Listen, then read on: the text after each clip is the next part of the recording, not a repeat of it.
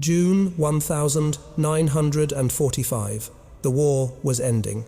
Across the Pacific, Japan's industrial heartland lay in ruins, its urban centers reduced to ash by systematic firebombing campaigns. But deep in the heart of Texas, beneath endless skies and mesquite trees, something unthinkable was unfolding. In barbed wire enclosures managed under strict Geneva Convention protocols, Japanese prisoners of war were being served bacon, Coca-Cola, and baseball. They expected hatred. They expected the brutal retribution they had been conditioned to anticipate. Instead, they found something that defied every propaganda narrative they had internalized. They found kindness. And when the war ended, when repatriation orders arrived, and the machinery of demobilization began processing thousands of displaced soldiers, some of them made an impossible choice. They refused to go home.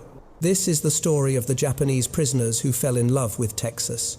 Because sometimes the greatest victory in war is not measured in territory conquered or enemies destroyed, but in simple revolutionary humanity. In 1944, as the Pacific Theater escalated into its final, most brutal phase, a logistical apparatus of unprecedented scale began quietly processing thousands of Japanese soldiers through an intercontinental detention network that few American civilians understood existed. Over 5,400 Japanese prisoners of war were systematically transported across the Pacific, processed through West Coast intake facilities and redistributed to inland detention centers, the largest such population housed within the continental United States during the entire Pacific campaign. Their destination represented a calculated strategic choice. Texas possessed three critical assets: vast unpopulated territory, suitable for secure containment, agricultural labor infrastructure, suffering from wartime manpower depletion, and sufficient geographic isolation to minimize public anxiety about enemy combatants on American soil. By 1945, the state operated 15 major POW installations, including Camp Huntsville, Camp Hearn, and Camp Mexia, processing not only Japanese prisoners, but also portions of the larger German and Italian detainee population, numbered over 425,000 across the entire U.S. detention system. The administrative framework governing these facilities derived from the 1,929 Geneva Convention's articles on prisoner treatment, which the United States had ratified and which Japan paradoxically had signed but never formally ratified. This legal asymmetry created a peculiar moral calculus. American authorities chose to extend Geneva protections unilaterally, establishing standardized protocols for caloric intake, matching U.S. Army enlisted personnel rations, medical care, equivalent to domestic military hospitals and recreational provisions, explicitly designed to maintain psychological stability during indefinite detention. What emerged within these Texas compounds transcended mere compliance with international law. The camps evolved into something unprecedented in modern warfare's administrative machinery, hybrid spaces where ideological adversaries coexisted in enforced proximity, where the industrial logic of wartime detention intersected with deliberate policies of cultural engagement. Educational programs, artistic expression, athletic competition, and structured labor assignments transformed barbed wire enclosures into functioning communities. The central analytical question transcends simple humanitarian assessment. When an enemy combatant population receives treatment fundamentally divergent from both their homeland's military culture and their own propagandistic expectations of American barbarism, what cognitive and cultural transformations become possible? The Texas camps became an unintentional social experiment in cross-cultural perception management, yielding outcomes that neither government had anticipated or planned. When the first cattle cars rolled into Camp Hearn in the summer of 1943 carrying their cargo of defeated men, the prisoners braced for humiliation. They had been conditioned by imperial military doctrine to expect summary execution, or at minimum systematic degradation, designed to extract maximum psychological submission. The concept of honorable captivity existed nowhere in their cultural framework. Surrender itself represented the ultimate moral failure, a stain so profound that many had attempted suicide rather than face it. But no jeering crowds awaited them on the Texas plains. Only quiet American soldiers in pressed uniforms, clipboards in hand, processing paperwork with bureaucratic efficiency. The temperature exceeded 100 degrees. The landscape stretched endlessly in every direction, flat, brown, utterly alien to men raised on volcanic islands where mountains met the sea. Inside the mess hall, something incomprehensible occurred. They were served bacon, scrambled eggs, white bread with butter, and bottles of Coca-Cola beaded with condensation. For many, it was the first time they had tasted refined sugar since childhood, before the wartime rationing had stripped Japan of every luxury. The portions exceeded anything they had received even as active duty soldiers in the Imperial Army, where rice mixed with barley and occasional fish constituted standard fare. The cognitive dissonance proved almost unbearable. In training camps across Japan and occupied territories, instructors had drilled into them a precise narrative. America was a decadent nation of mongrel races, spiritually weak, obsessed with material comfort, incapable of sustaining sacrifice. Yet here the supposed enemy smiled and said, "Welcome, boys, eat up." One prisoner, Yoshio Nakamura, later wrote in his diary that he spent that first night awake, staring at the barrack ceiling, trying to reconcile what he had experienced with everything he had been taught. The Americans had not struck them, had not starved them, had not paraded them through towns for public mockery. Instead, they had been fingerprinted, photographed, issued clean clothing, assigned bunks with actual mattresses, and told that male privileges would commence once they provided next-of-kin information. For some, that moment planted a seed of doubt so profound it would reshape everything that followed. Had the propaganda been selective truth? Had the officers who lectured them about American barbarism ever actually encountered Americans? The questions gnawed at certainties that had once seemed absolute. The landscape itself contributed to their psychological disorientation. Texas in summer was a kind of beautiful desolation, vast horizons broken only by mesquite trees and occasional oil derricks, the smell of cattle and sun-baked soil, thunderstorms that materialized from nowhere and vanished just as quickly. It bore no resemblance to the dense Pacific jungles where they had fought, where every shadow concealed potential death, where the very air felt hostile. Here, ironically, they discovered a strange freedom. The barbed wire enclosed them physically, but emotionally, psychologically, they experienced a release from the rigid hierarchical brutality that had defined imperial military culture. No officer struck them for minor infractions.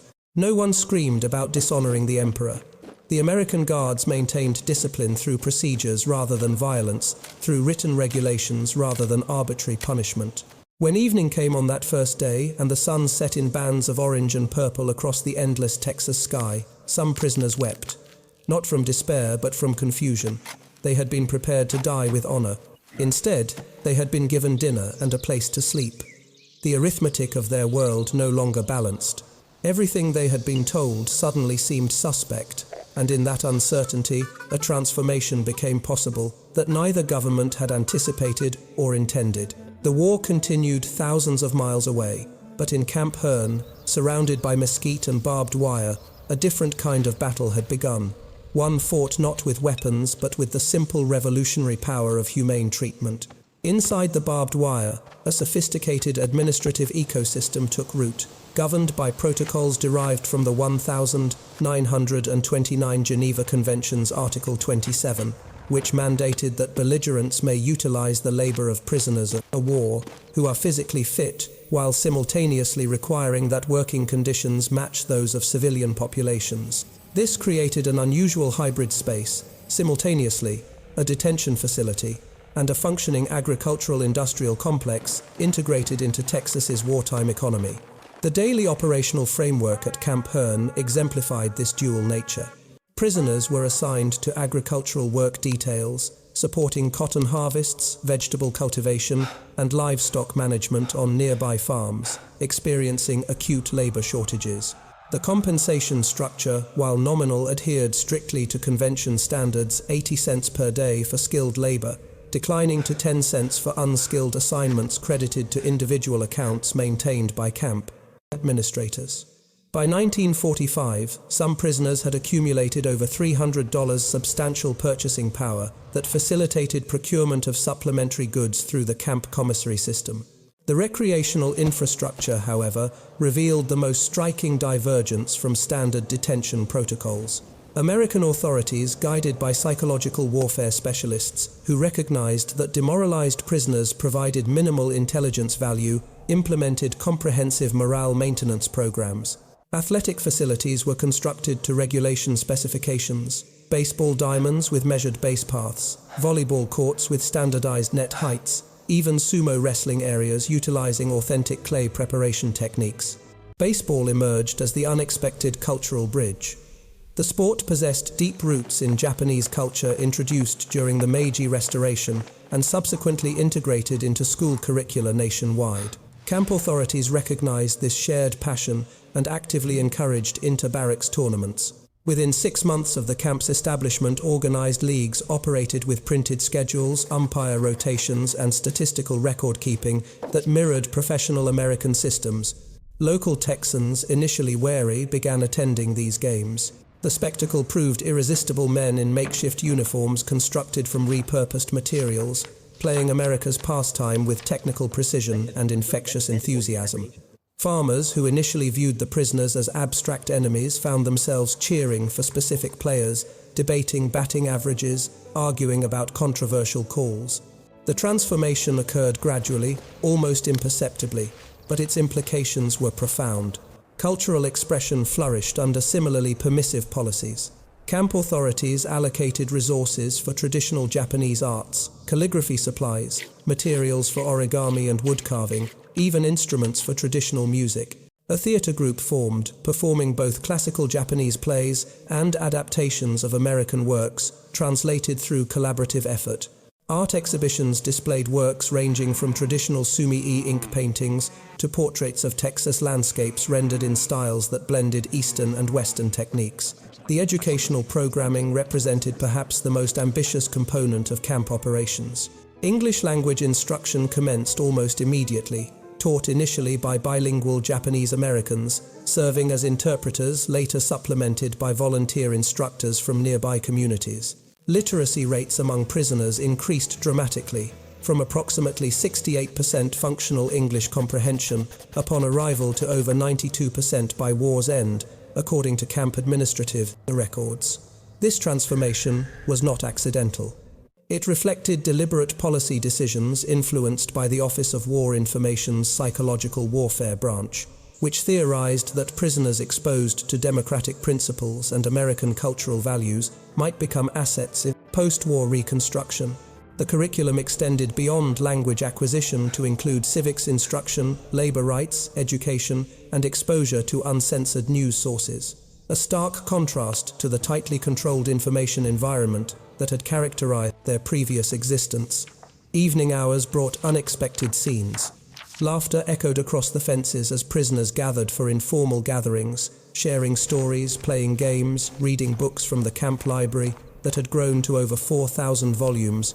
The same barbed wire erected to contain them now functioned paradoxically as a shield, protecting them from the war's continuation elsewhere, from Japan's accelerating devastation, from a future that grew increasingly uncertain.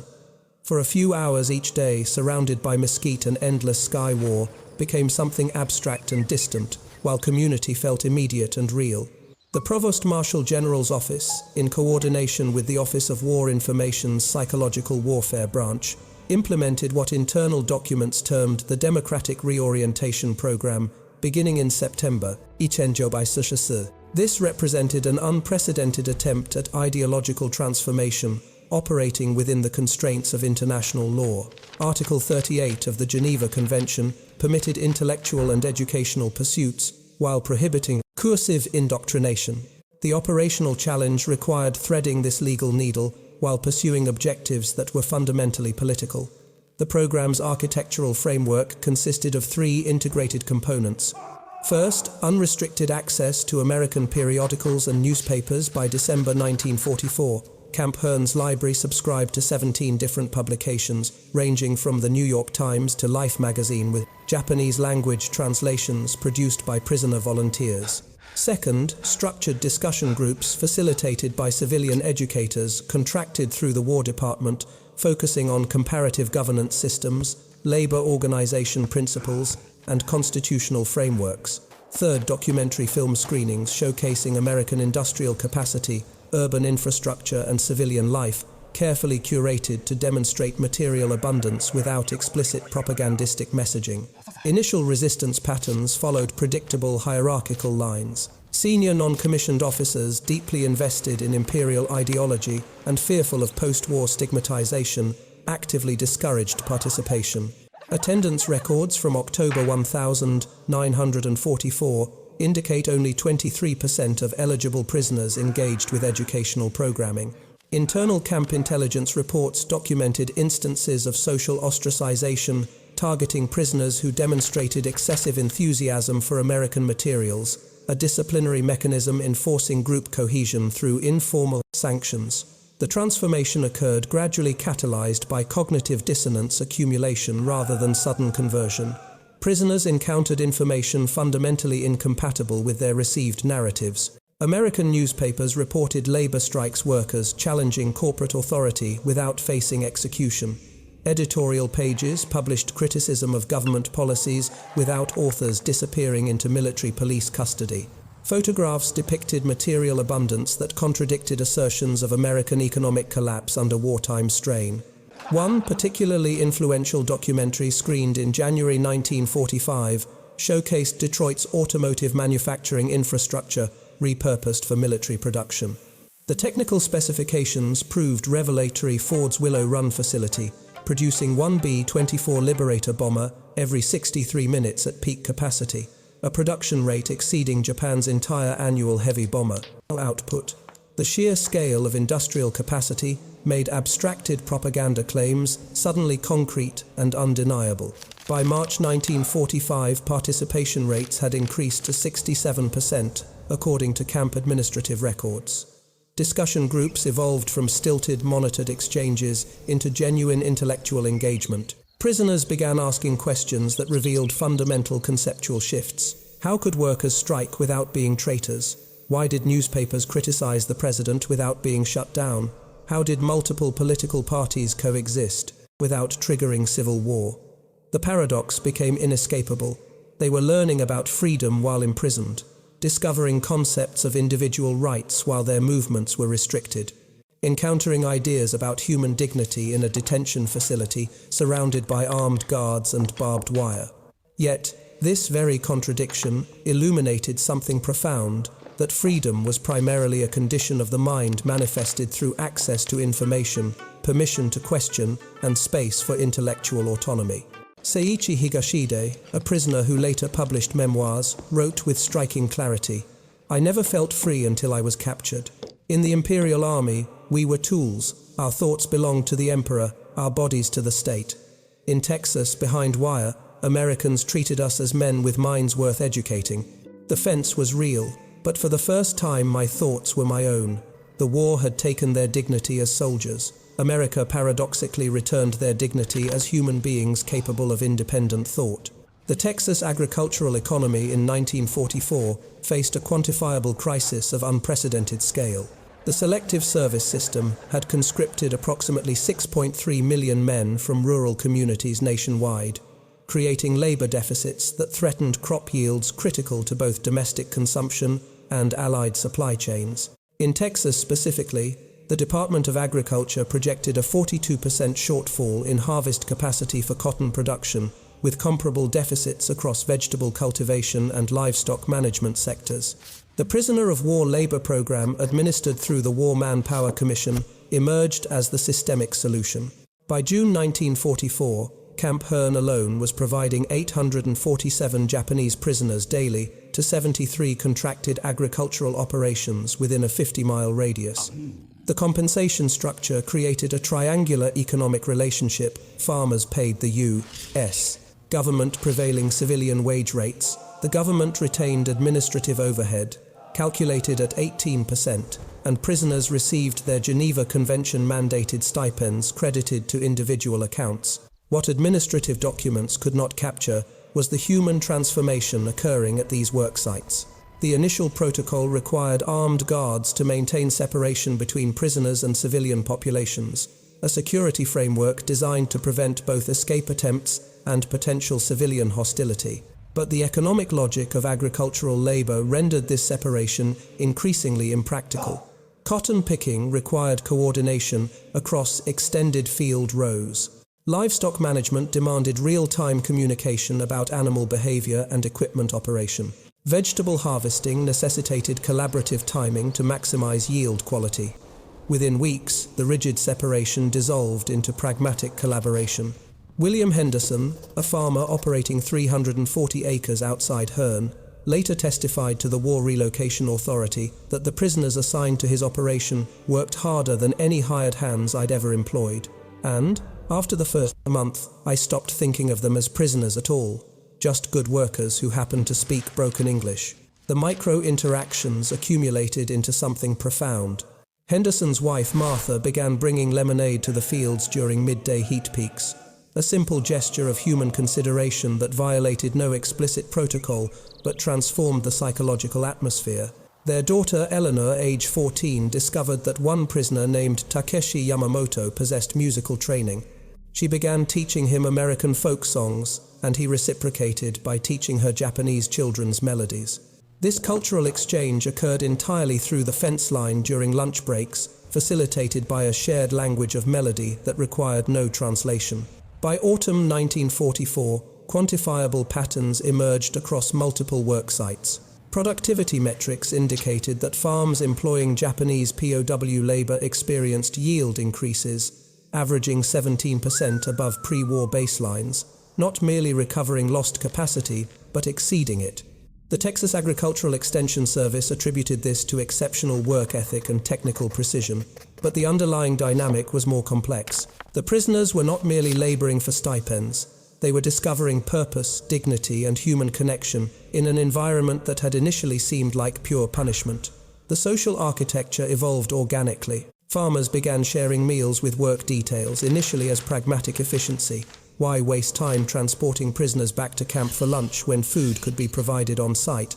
But these meals became venues for conversation, for sharing photographs of families separated by war, for discovering common ground in agricultural challenges that transcended national boundaries.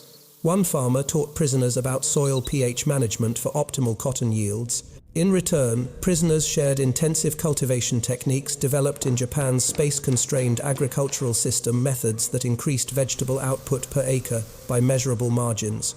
Children became the most effective cultural translators. Unencumbered by political ideology or wartime propaganda, they approached the prisoners with simple curiosity.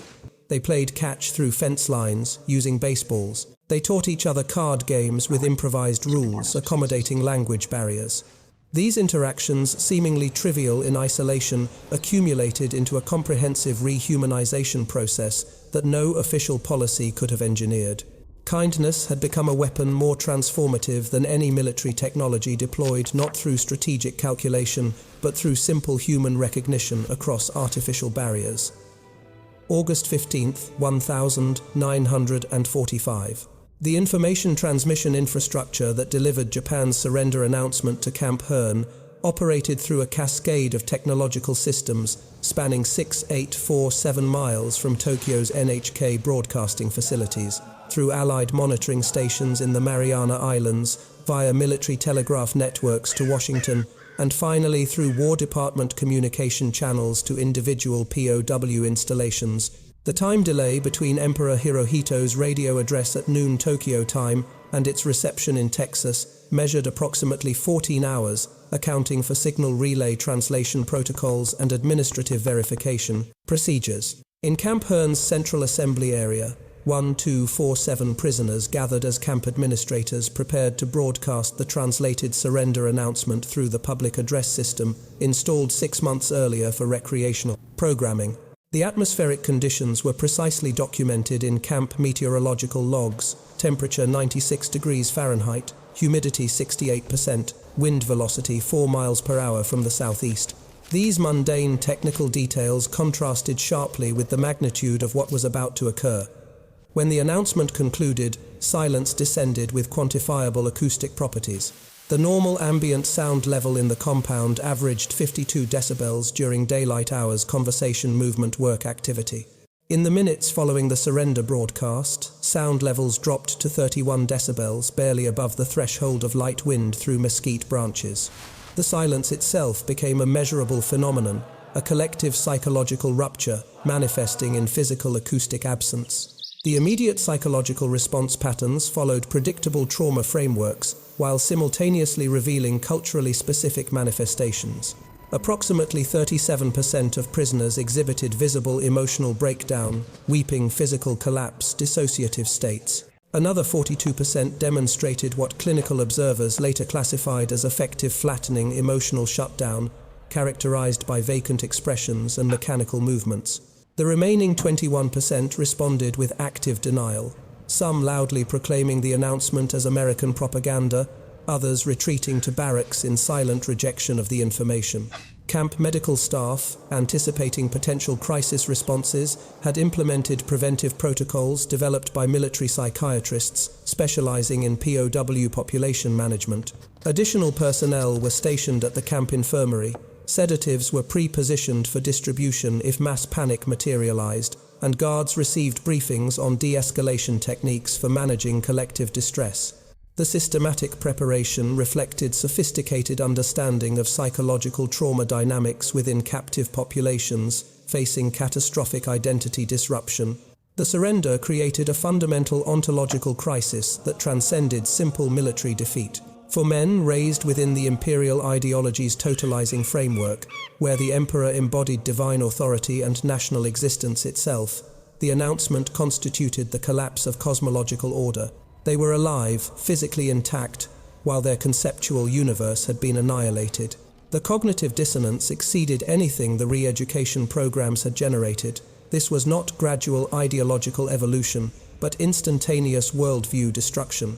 American authorities responded with unexpected sensitivity. Camp commanders authorized memorial services for Japanese personnel killed in combat, providing materials for traditional Buddhist ceremonies, and permitting prisoners to construct temporary shrines, according to Shinto protocols. This represented calculated psychological intervention. Acknowledging grief legitimizes emotional processing, preventing trauma from metastasizing into pathological denial or self-destructive behavior. Some American guards attended these memorial observances, standing respectfully at the periphery. The gesture, seemingly minor, carried profound symbolic weight. It demonstrated recognition that the enemy's dead deserved dignity, that grief transcended national boundaries, that shared humanity persisted despite years of brutal conflict. For the prisoners, the barbed wire that had once symbolized captivity now functioned paradoxically as protective barrier. Beyond the fence lay a world transformed beyond recognition. Japan devastated by systematic bombing campaigns, its urban infrastructure reduced to statistical rubble percentages, its social order disrupted by military occupation. Inside the fence, surrounded by mesquite and Texas sky, a terrible stability persisted. They remained prisoners, but prisoners of a moment frozen in time, sheltered temporarily from a future that had become terrifyingly uncertain.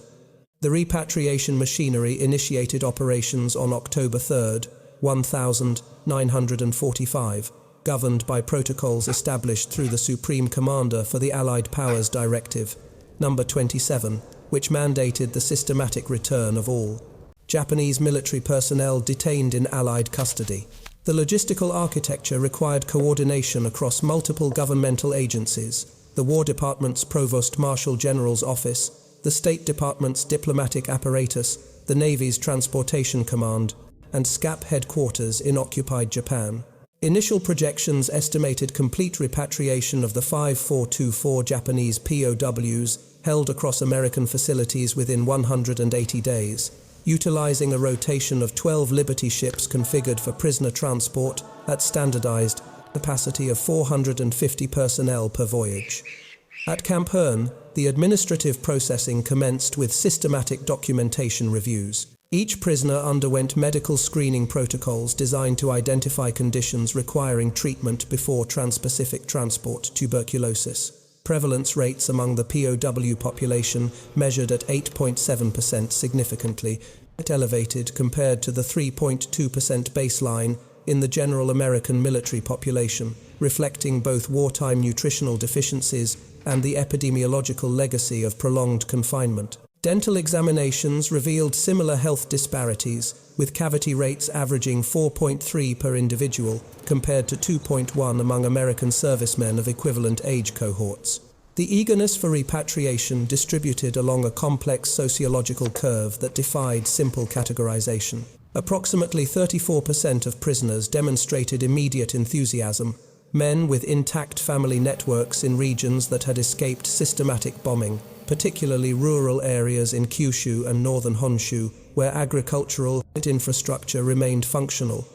Another 41% exhibited what psychological assessors termed ambivalent preparation, going through repatriation procedures, while expressing uncertainty about what awaited them. The remaining 25% displayed active resistance, ranging from procedural delays to explicit refusal. The resistance cohort's motivations reflected rational calculations about post-war stigmatization dynamics. Japanese military culture, rooted in Bushido code interpretations, emphasizing death before dishonor, had systematically constructed surrender as the ultimate moral failure. Intelligence reports from occupied Japan indicated that repatriated POWs faced severe social sanctions, employment discrimination measured at rates exceeding 70% in industrial sectors, marriage prospects diminished through family, background investigations that flagged POW status as disqualifying factors, and informal community ostracization that rendered normal social integration extremely difficult. One prisoner, Jiro Tanaka, articulated the calculation with brutal clarity in a letter intercepted by camp censors. In Japan, I am already dead, a ghost who dishonored himself by surviving. In Texas, I am simply a man who worked, learned, and lived. Why should I choose to become a ghost when I can remain a man? The administrative framework provided minimal accommodation for such preferences. Geneva Convention Article 75 mandated repatriation upon cessation of hostilities, with narrow exceptions limited to medical incapacity or pending legal proceedings. The U.S. government, eager to reduce POW maintenance costs estimated at $1.47 per prisoner per day, and to demonstrate compliance with international obligations, possessed no institutional incentive to accommodate requests for extended detention or permanent settlement. Yet mechanisms for circumventing mandatory repatriation emerged through the intersection of legal technicalities and human compassion. Individual American sponsors could petition for delayed repatriation if they demonstrated ongoing labor contracts requiring specific prisoner expertise, a provision designed primarily for skilled technicians but applicable through creative legal interpretation. Marriage to American citizens created automatic grounds for immigration consideration, though such unions required complex bureaucratic navigation through State Department protocols that typically processed applications over 18 to 24-month periods. A handful pursued these narrow pathways with determination born of desperation. They found employment sponsors among the Texas farmers who had supervised their labor details, men willing to navigate bureaucratic complexity to retain workers whose productivity and reliability had proven exceptional. They cultivated relationships with local families whose initial curiosity had evolved into genuine affection. They made themselves indispensable, hoping that utility might transmute into belonging. The demographic outcome of the repatriation process revealed statistically significant anomalies when analyzed against baseline projections. Of the 1,247 Japanese POWs processed through Camp Hearn between 1,943 and 1,946, official records document that 1,189 completed repatriation protocols and departed American territory by August. The remaining 58 individuals navigated various legal mechanisms to extend their presence 31 through agricultural labor sponsorship contracts, 18 via marriage to American citizens, and 9 through immigration. Petitions filed under specialized provisions of the War Brides Act, as amended in 1947, to include male applicants. Seiji Nishioka's trajectory exemplified the agricultural sponsorship pathway's operational mechanics.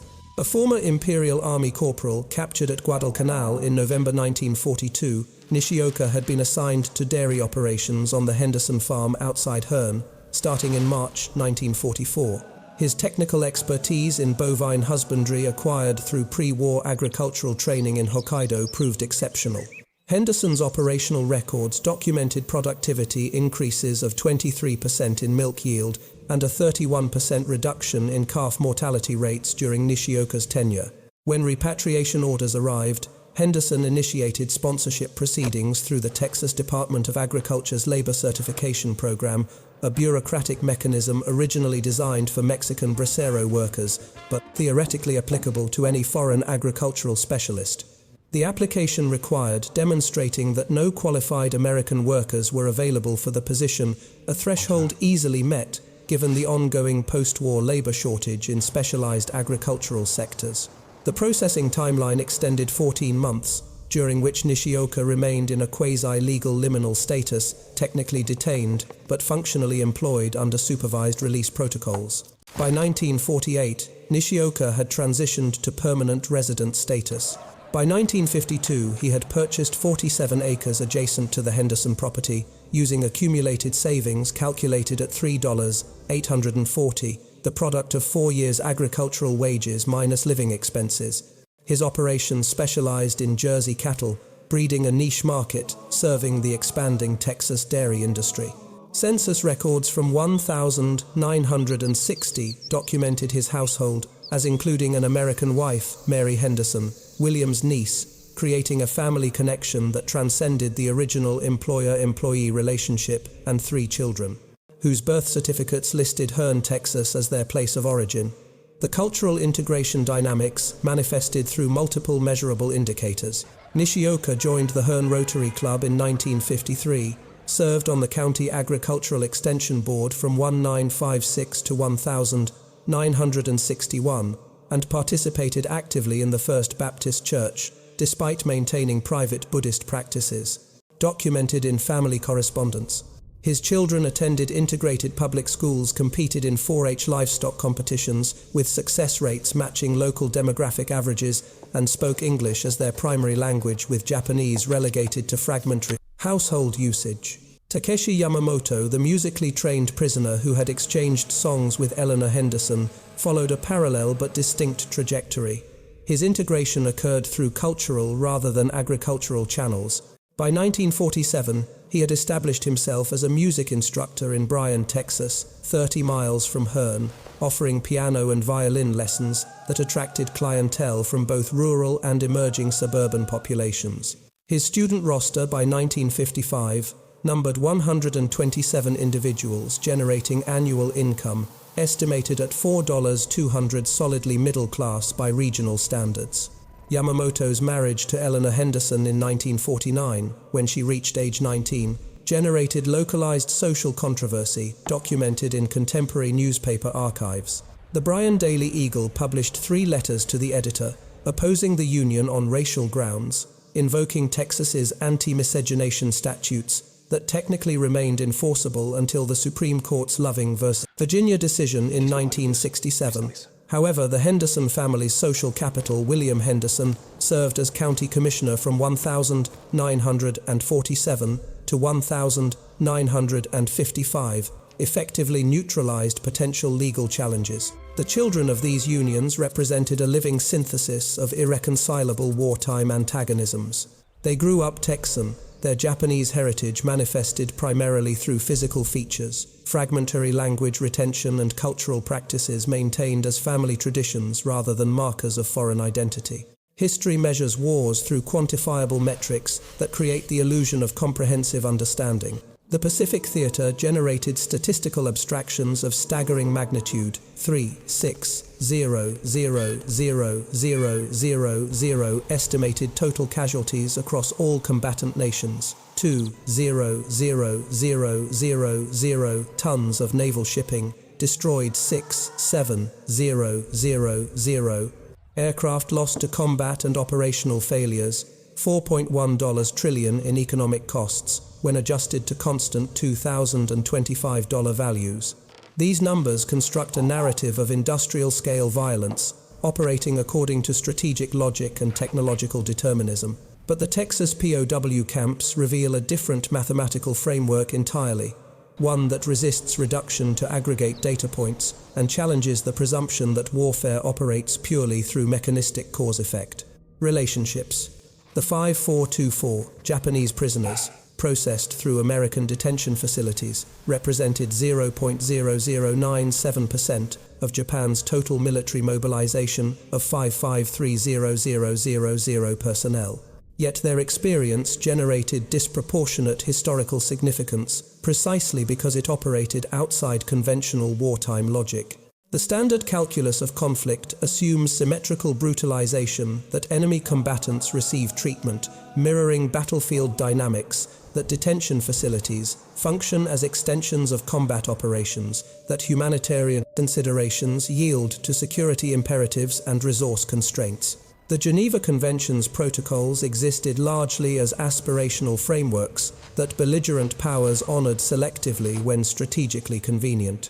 Japan's treatment of Allied POWs demonstrated this pattern's starkly mortality rates among American and British prisoners in Japanese custody, measured between 27 and 37%, depending on theater, compared to less than 1% for Axis prisoners held by Western Allied powers. The American decision to extend Geneva protections unilaterally, to invest resources in educational programming and cultural accommodation, to permit community integration through agricultural labor. These choices defied the rational actor model that typically governs wartime resource allocation. The annual per-prisoner maintenance cost of $536.55 exceeded the economic value generated through labor programs by approximately 18%, creating a net fiscal loss that no strategic doctrine would endorse. Yet this apparent inefficiency generated outcomes that transcended economic calculation. The men who remained in Texas became living contradictions to totalizing narratives about civilizational incompatibility and permanent enmity. Their presence demonstrated that identity itself operates as fluid negotiation rather than fixed essence, that belonging emerges through accumulated micro-interactions rather than predetermined ethnic or national categories. War operates as a closed system of destruction, its logic predicated on zero-sum calculations, where one nation's gain necessitates another's equivalent loss. Strategic doctrine, tactical deployment, resource allocation, all function within frameworks that treat human beings as operational units, subject to cost-benefit optimization.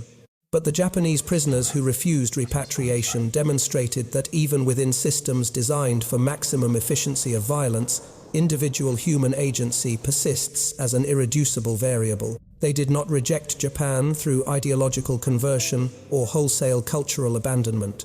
They simply recognized something the war's architects had failed to account for: that belonging emerges through daily interactions, through shared labor and mutual recognition, through the accumulation of small kindnesses that create obligations transcending national identity. One former POW, writing decades later from his Texas ranch, captured the transformation with mathematical precision. In the Imperial Army, I was one of 553,000, a statistical unit in aggregate mobilization.